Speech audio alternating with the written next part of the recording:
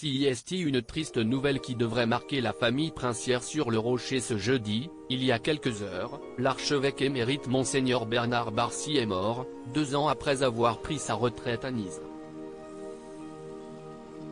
Hospitalisé ce mercredi dans l'un des hôpitaux de la ville, il avait d'abord été déclaré dans un état stable par un communiqué du diocèse, avant de s'éteindre finalement auprès de sa famille.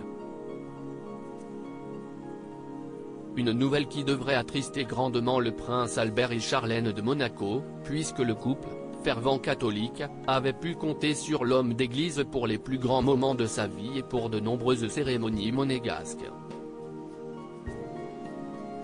Les plus tristes, notamment, comme celle de la mort du prince Régnier III en 2005. Nommé 5 ans plus tôt à la tête de la principauté, l'archevêque avait pu célébrer les obsèques de l'ancien époux de Grace Kelly. 6 ans plus tard, alors que le prince Albert II préparait son mariage avec celle qui s'appelait encore Charlène Whitstock, il avait une nouvelle fois fait appel à Monseigneur Bernard Barcy. Début 2015, enfin, CIST encore lui qui avait célébré le baptême de Gabriella et Jacques de Monaco, avant de partir à la retraite en 2020 après une cérémonie pendant laquelle Albert de Monaco avait fait un discours. Nul doute, donc, que le couple princier a été peiné en apprenant la nouvelle.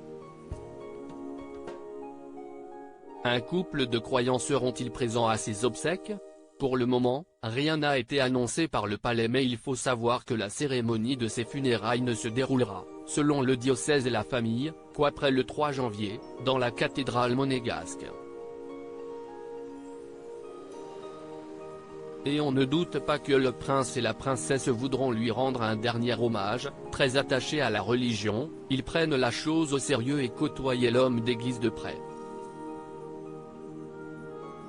Tous les deux ont notamment rendu visite au pape François à plusieurs reprises. Leur dernier déplacement à Rome pour le rencontrer s'était tenu en juillet et le souverain pontife avait pu bénir les photos de Jacques et Gabriella, 8 ans, leurs adorables jumeaux.